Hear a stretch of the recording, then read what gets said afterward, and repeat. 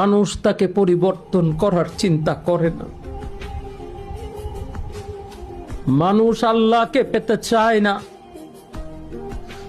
মানুষ আল্লাহর সন্তুষ্টি চায় না।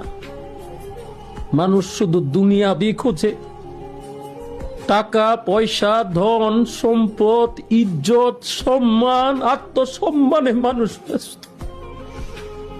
এই মানুষগুলো যেন ভুলে যাচ্ছে ওই দিনের কথা, যেই দিন 3.5 হাত অন্ধকার কবর আমাদের জন্য অপেক্ষা করছে।